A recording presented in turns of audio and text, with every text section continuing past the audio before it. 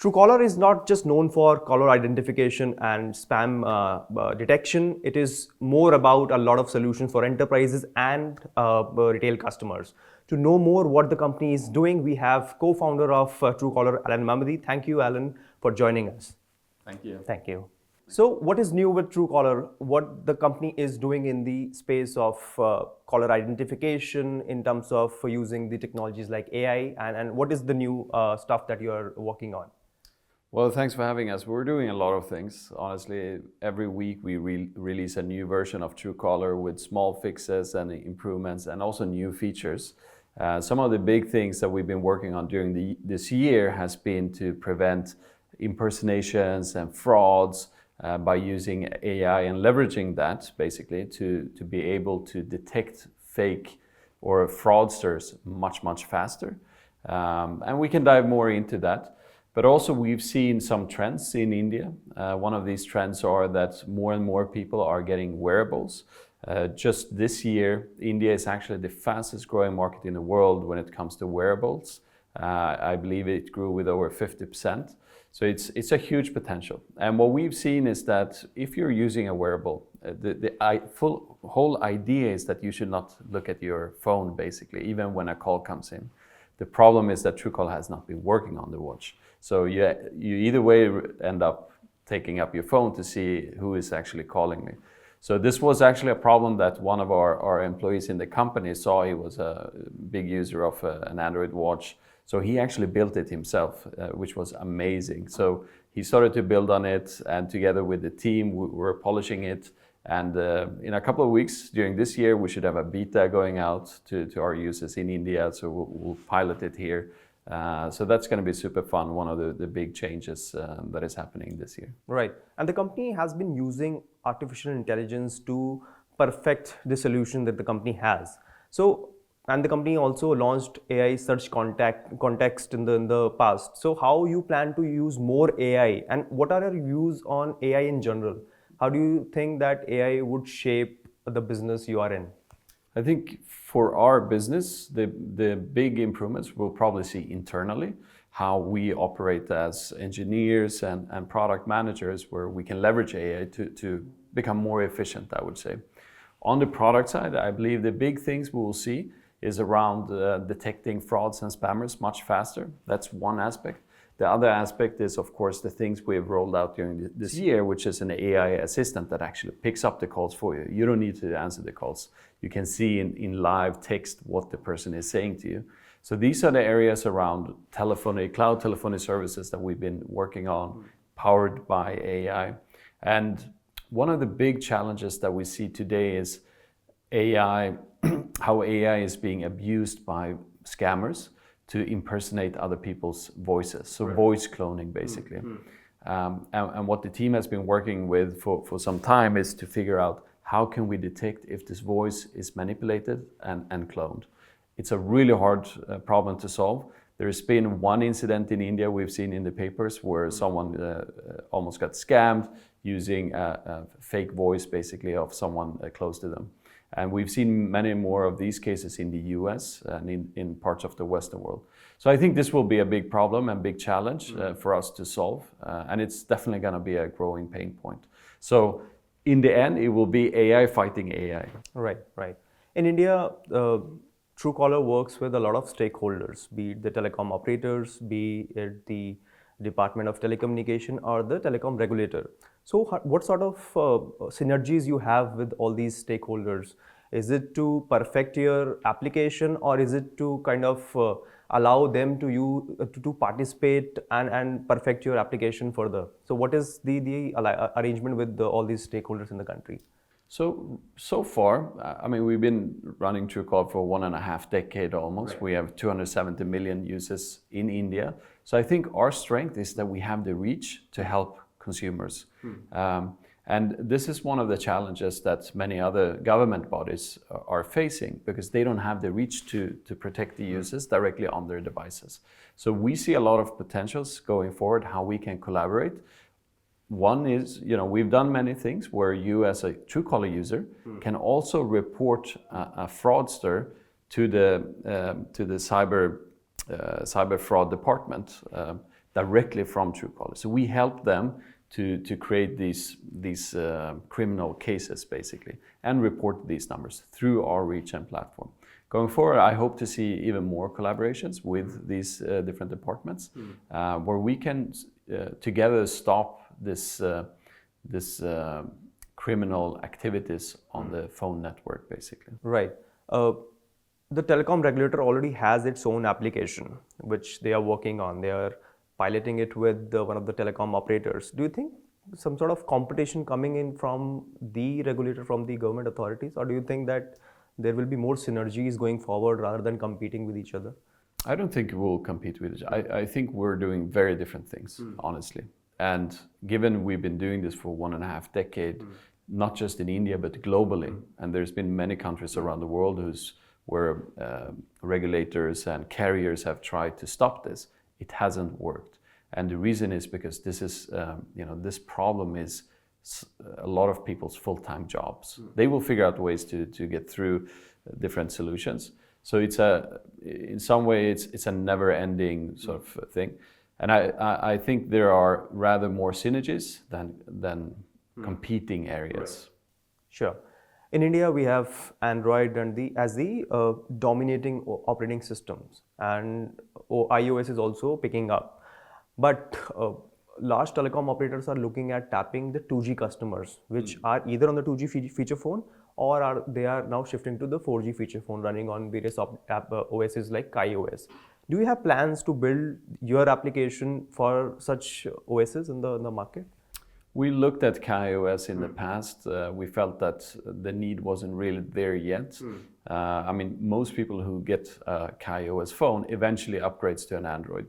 So it's more about focus. So there are no plans like that. In some markets, we're doing certain things directly with carriers for those people who are on 2G, for example. Right. And we've done these in the past in India as well with Airtel and so forth. Right. And Truecaller is not just about regular customers. It is also offering its solutions to the enterprises in the market. So how has been your enterprise business in India so far? It's been doing really well. We started that part of our business here in India with our team in Bangalore, and we've been scaling it. It's a fairly large team today working with some of the biggest banks, basically all banks in India, because that's where you see a lot of frauds. It affects them essentially. But also many other verticals like education and so forth. So that business is growing well. We continue to invest in it. We continue to grow the team. So we're very happy about the progress there. The company also acquired a company to further bolster its enterprise offering. How is it helping your enterprise suite of solution? And are you open to more such acquisition to sweeten the offering for enterprises? Yeah, absolutely. So we've done 3 acquisitions in India. The latest one was TrustCheckr, a Bangalore-based company. And we're definitely looking to acquire more companies in the coming years where we see synergies connected to Truecaller product, whether that's the consumer product or the enterprise. Right. Sure. So I think what TrustCheckr is doing, which is very different from what we've done in the past, is that they scan the internet to find trends where people create fake numbers. They label them as legit banks, and then when they call people might actually Google that phone number. They get to a YouTube video of this. So they scan all this. So with the software that they've built for their enterprise customers and some of the technology they built to scan the web, we're actually right now merging that into Truecaller as a part of the enterprise offering. So it's super exciting, and we're definitely doubling down on this to sort of expand it further. So for the inorganic growth, are you just looking at the enterprise solution, or do you also look at companies who are working in the space of AI and other technologies to perfect your base application, which is the caller identification? Do you think that this is an area you would look aggressively going forward? For acquisition? Yes. Absolutely. I mean, we have a certain, so you could say, like frameworks that we're trying to look at. Obviously, being a large company, a public company as well, means that we're being approached by many companies who try to sell their company, especially during times like this, when companies are struggling with funding. So when we see great founders with great teams, whether that's technology that would be very valuable for us to sort of execute faster, or just fantastic teams and talents, then we look at those opportunities. Right. India is your largest market in terms of the consumer base.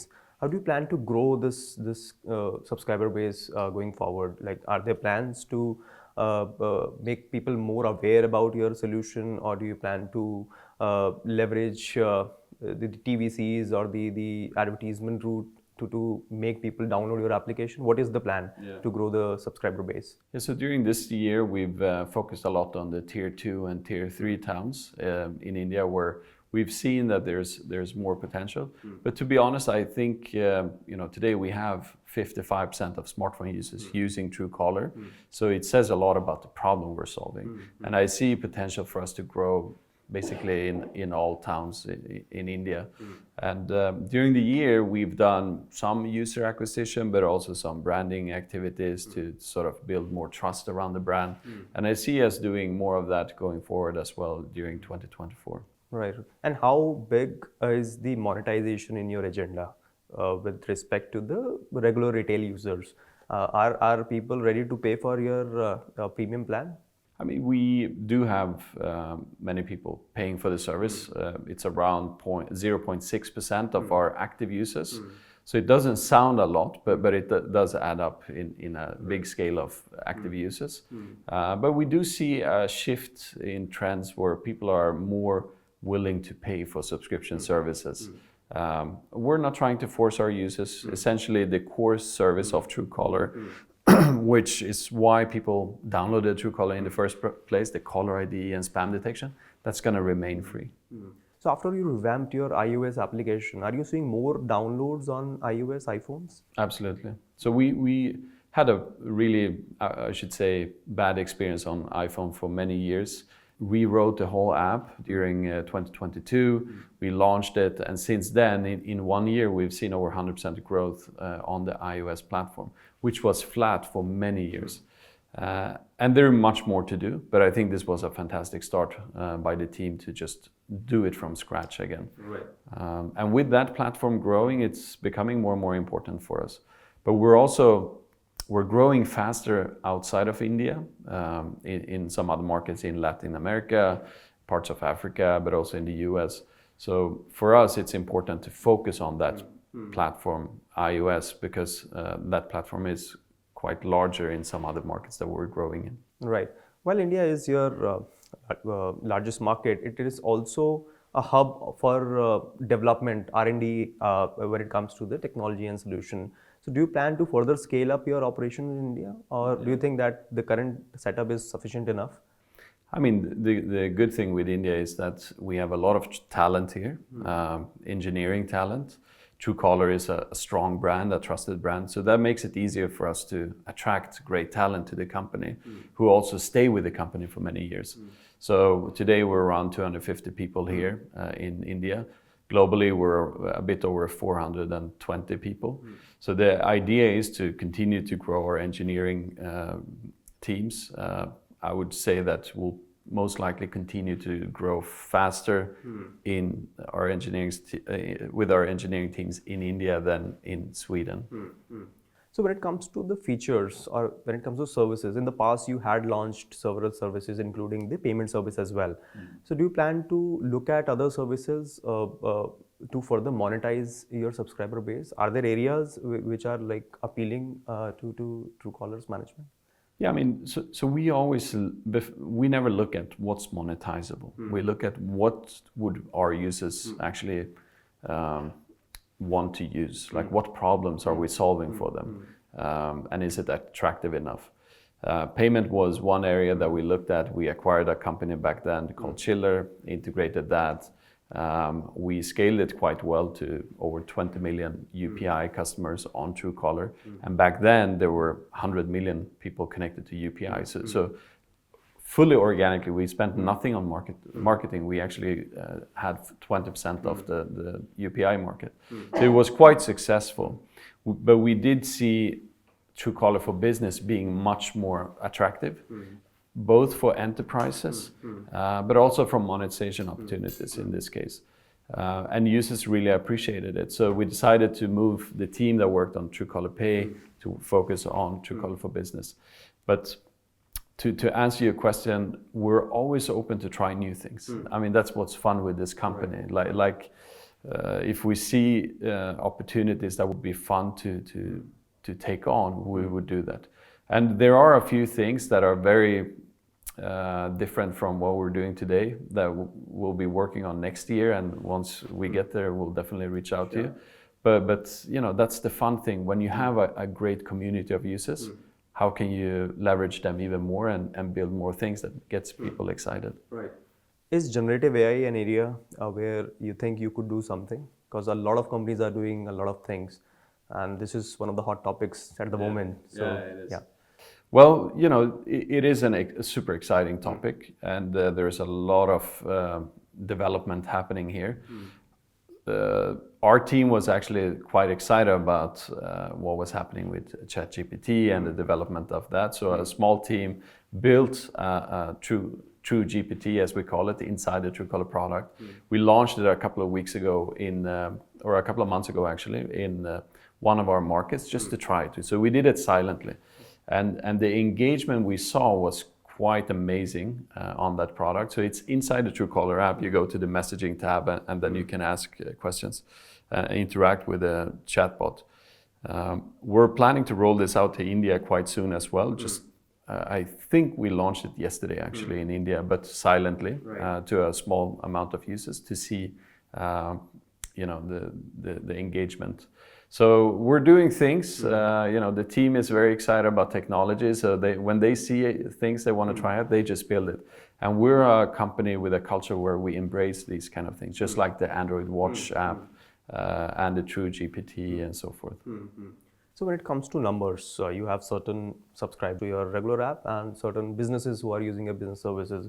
What is the target, let's say, by the end of this fiscal year or the next fiscal year, in terms of both retail users and your enterprise users using your solutions?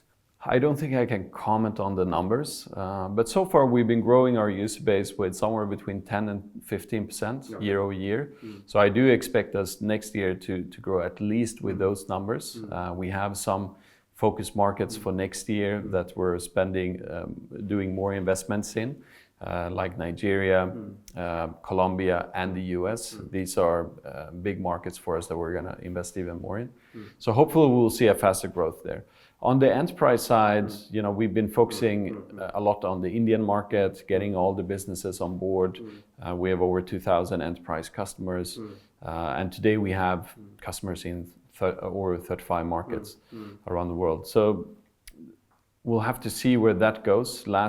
So far this year, our Truecaller, our enterprise product has grown with over 50% in the last quarter, and I hope we'll continue to see strong growth there. Right. So privacy is one area where every company is focused. Every government is currently looking into how they can ensure privacy of their citizen and the users, like when companies think about it. What is your take as the co-founder of Truecaller? Well, I think it's core to everything. I mean, the reason why we started Truecaller was because we thought it was your right to know who's calling you. It's that simple. And when it comes to frauds, we believe that we should put tools in the hands of the consumers to protect them from frauds and scams and so forth. So to be very frank, it's the core of our business to protect people. So we're very much for it.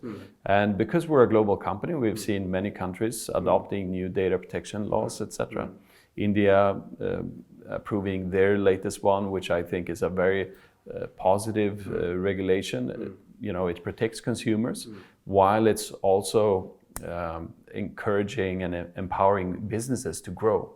So I think it's fantastic. Right. Since you've acquired a lot of companies in India, do you actively work with startups, not when it comes to exploring the M&A part, but finding synergies, like if they could come and work with you or bring some technologies to your overall stack? So are you actively working with startups in India? Absolutely, many of them. And we've done it for many years. So I would say, you know, the company itself is working with a lot of small startups and larger startups. We're doing acquisitions, and then, you know, on my personal capacity, I'm also helping founders to as much as I can. So I have a few founders that I sort of help and advise as much as I can, basically. And I think it's a part of our responsibility. Right. Because when we were growing up, we also needed the help of other companies. Right. So how do you see the startup ecosystem now compared to a few years back, maybe let's say 5-6 years back? How have you seen the journey of Indian startup ecosystem? I think it's become more mature in the sense that, and this is a typical cycle that you would see in Silicon Valley as well. First, money is pouring in, everyone is spending like crazy. And then when money stops pouring in, you start to become a bit more street smart and on how you're spending your money. And that's what I'm seeing today, that people are thinking more about how do we build a sustainable business without spending a lot of money. So that shift is happening, and I think what's exciting is that there are so many entrepreneurs trying to solve so many problems. And I think in a couple of years we'll continue to see the startup landscape in India continue to thriving and becoming one of the greatest hubs in the world, honestly. You have talent, you have entrepreneurs with the grit that is needed, and lastly, we have the infrastructure today. I mean, 10 years ago, when we started to focus a bit more on the Indian market, people barely had 3G. Now everyone has like a 100 megabit connection anywhere in the country. And that will flourish entrepreneurship even further. And how do you, last question, how do you see India as a market? Now we have 5G. We have like smartphone growth rapidly taking place, and this migration from 2G to 4G or 5G smartphone taking place. How do you see the Indian market in terms of people coming and joining the this online revolution using a lot of digital services? How do you see this? You've seen the journey, right? Now, what is your view on the Indian market? What we've seen so far is that a lot of companies are monetizing through advertisement, such as us. I think in the coming years, we'll see a bigger shift towards like subscription type of services, where you can make more predictabilities. I think it's quite natural that would happen. It might take longer than we might expect, but I think that's where the shift will come. I think we'll see more enterprise companies, like SaaS type of companies, being built out here, and we'll see shifts. During some years, everyone focused on consumer products. Now a lot of companies are shifting to focus on enterprise customers instead and products. And at some point that will shift again. And I'm actually looking forward to seeing more consumer products coming out, like new innovation. I want to test new products. That makes me excited. And I think we're seeing that slowing down a bit. So that's how I see in the coming maybe 5 years. Right. Let's see the innovation, what sort of shape it takes. On that note, I would like to conclude this interview. Thank you, Alan. Thank you very much. Thank you very much. Right.